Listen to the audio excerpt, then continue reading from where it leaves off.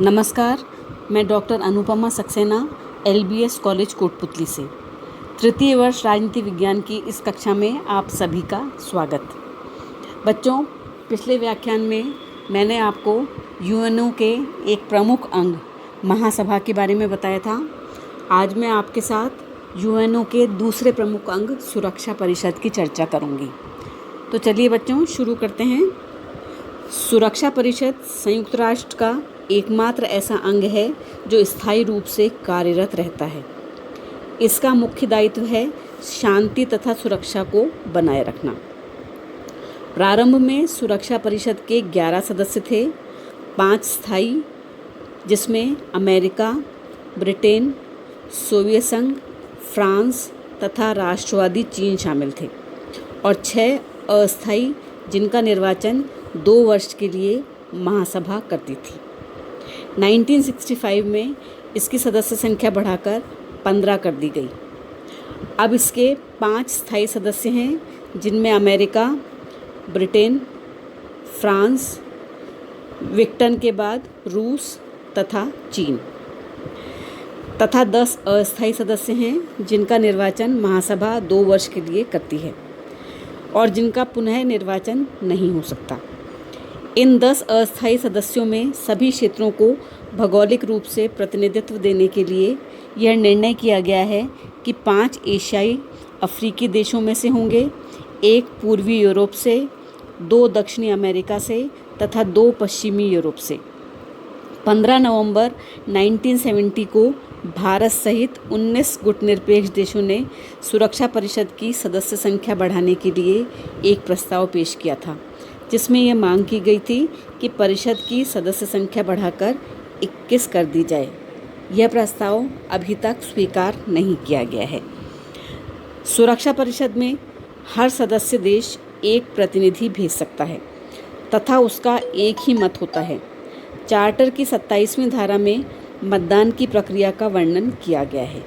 सभी प्रक्रियात्मक मामलों में 9 सदस्य देशों की सहमति अनिवार्य होती है तथा विशिष्ट मामलों में निर्णय हेतु इन 9 की सहमति में 5 स्थायी सदस्यों की सहमति का सम्मिलित होना भी अनिवार्य है।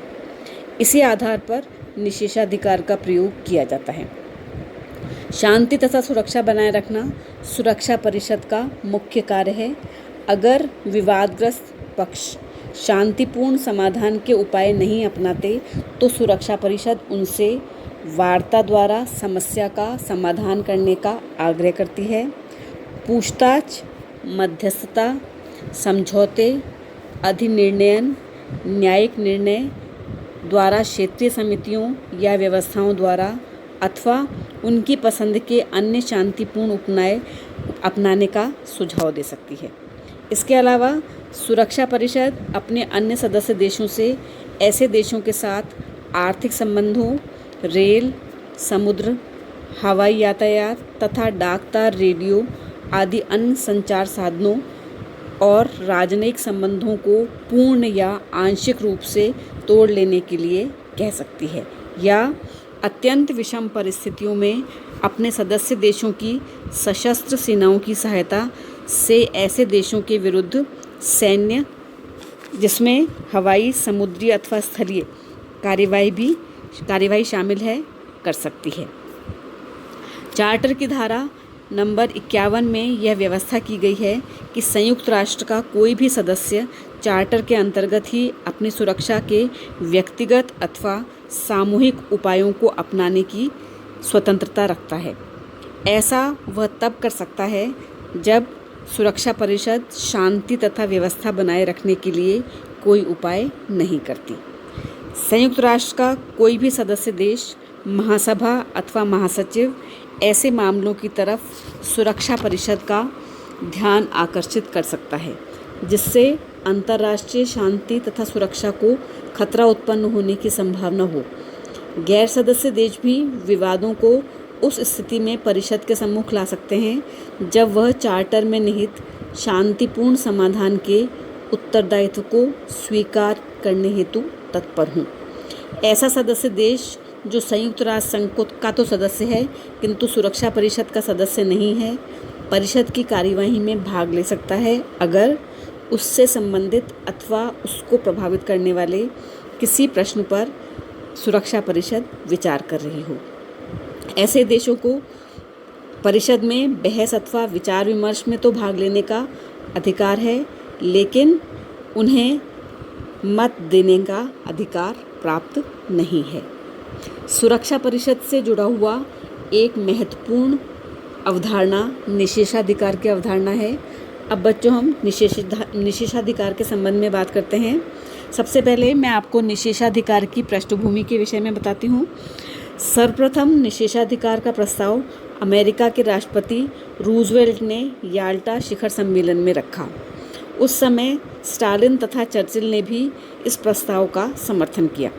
निषेधाधिकार मूलतः इस विचार पर आधारित था कि उत्तरदायित्व और अधिकार परस्पर संबंधित होते हैं, अर्थात किसी भी सशस्त्र कार्यवाही का भार यह मान लिया गया था मुख्यतः महाशक्तियों को ही वहन करना होगा। ऐसी स्थिति में ये आशा करना अव्यावहारिक होता कि यदि ये देश उन कार्यवाहियों के लिए अपनी सशस्त्र सेनाएं सहर्ष प्रदान कर देंगे जिनका वो समर्थन नहीं करते, तथा संयुक्त राष्ट्र अपनी समस्त कार्यवाहियों के लिए महाशक्तियों के सहयोग पर ही निर्भर था। अगर यह सहयोग नहीं मिलता तो संयुक्त राष्ट्र की सशस्त्र सुरक्षा संबंधी सभी व्यवस्थाएं अपने आप स्वभावतः तथा अनिवार्यतः असफल या समाप्त हो जाती। निषेधाधिकार का प्रावधान अमेरिका के समर्थन से रखा गया था। पामर तथा परकिंस ने सैन फ्रांसिस्को में अमेरिका के प्रतिनिधि हेरोल्ड ई स्टेसन का उल्लेख करते हुए कहा था कि यह मूलभूत तथा महत्वपूर्ण परिवर्तन इसलिए लाया गया था कि यह स्पष्ट हो चुका था कि चार्टर में या तो निषेधाधिकार को सम्मिलित किया जाए अथवा चार्टर को ही पूरी तरह से त्याग दिया जाए। 16 जनवरी 1946 को सोवियत संघ ने पहली बार अपने निषेधाधिकार का प्रयोग किया और इसके बाद तो दोनों ही महाशक्तियों ने अपने अपने उद्देश्यों तथा निहित स्वार्थों को पूरा करने के लिए बार बार अपने इस अधिकार का प्रयोग कर संयुक्त राष्ट्र को युद्ध का अखाड़ा बना दिया। अब मैं आपसे दोहरे निषेधाधिकार के संबंध में बात करती हूँ। दोहरा निषेधाधिकार संयुक्त राष्ट्र संघ का चार्टर प्रक्रिया संबंधी तथा महत्वपूर्ण अथवा विशिष्ट विषयों में अंतर तो करता है, किंतु इसकी कोई स्पष्ट व्याख्या या परिभाषा नहीं करता। सभी महत्वपूर्ण मामलों में स्थायी सदस्यों को निषेधात्मक मतदान करने का अधिकार है। इसे पहली निषेधात्मक शक्ति कहा जाता है। दूसरे निषेधाधिकार का प्रश्न तब उठता है जब सुरक्षा परिषद को इस बात का निर्णय करना होता है कि कोई विषय प्रक्रिया संबंधी है या नहीं। इस प्रश्न का निर्णय भी पांचों स्थायी सदस्यों की सहमति के अभाव में नहीं हो सकता, क्योंकि यह विधिक प्रश्न नहीं है। अतः इसे दूसरी निषेधात्मक शक्ति कहा जाता है। इस प्रकार निषेधाधिकार के माध्यम से स्थायी सदस्यों को व्यापक अधिकार प्राप्त हो जाते हैं तथा वे सुरक्षा परिषद की किसी भी कार्यवाही को अपनी इस शक्ति का प्रयोग करके रोक सकते हैं। यदि हम सुरक्षा परिषद का मूल्यांकन करें तो पाते हैं कि समय के साथ साथ सुरक्षा परिषद के महत्व में कमी आई है। अनेक बार परिषद शीत युद्ध की राजनीति के कारण प्रभावशाली भूमिका नहीं निभाई पाई है, तो अनेक बार महाशक्तियों का सहयोग प्राप्त नहीं होने के कारण। शीत युद्ध तथा महाशक्तियों के सहयोग के अभाव के अतिरिक्त 3 अन्य मुख्य कारण हैं जिनकी वजह से इसकी शक्ति में कमी आई है। पहला है शांति के लिए एकता प्रस्ताव। दूसरा, संयुक्त राष्ट्र के बाहर अनेक क्षेत्रीय सुरक्षा संगठनों का निर्माण जैसे नाटो, सीएटो, वार्सा पैक्ट इत्यादि। तथा तीसरा, एशिया तथा अफ्रीका के अनेक देशों के स्वतंत्र होने के कारण महासभा की बढ़ती हुई सदस्य संख्या, जिससे महासभा की शक्ति तथा प्रभाव में अत्यधिक विस्तार हुआ है। लेकिन अनेक समस्याओं के होते हुए भी सुरक्षा परिषद ने अनेक बार अत्यधिक महत्वपूर्ण भूमिका अदा की है। उदाहरणार्थ 1960 के कॉन्गो संकट में 1962 के क्यूबा संकट में, दक्षिण अफ्रीका, रोडेशिया, वियतनाम, अरब इज़राइल युद्ध, भारत पाकिस्तान युद्ध तथा मध्य पूर्व के 1973 के संकट में। यही नहीं, शीत युद्ध के बाद के काल में के विश्व में भी इराक द्वारा कुवैत को स्वयं में सम्मिलित कर लिए जाने से उत्पन्न संकट का हल करने में भी परिषद ने महत्वपूर्ण भूमिका निभाई है। यद्यपि सुरक्षा परिषद के विस्तार तथा पुनर्गठन की मांग बार बार उठाई जा रही है, स्थायी सदस्यों की संख्या में वृद्धि तथा उनके अधिकारों को नियंत्रित करने की मांग भी की जा रही है, तथापि परिषद का महत्व इस बात से सिद्ध हो जाता है कि सभी महाशक्तियाँ इसकी सदस्य हैं तथा सभी छोटी बड़ी शक्तियाँ भारत सहित उसकी सदस्यता प्राप्त करने हेतु प्रयासरत हैं। तो बच्चों, ये हुई सुरक्षा परिषद के संबंध में चर्चा। इस व्याख्यान में मैं आपको इतना ही बताऊंगी। अगले व्याख्यान में हम संयुक्त राष्ट्र संघ के किसी अन्य अंग की चर्चा करेंगे। धन्यवाद।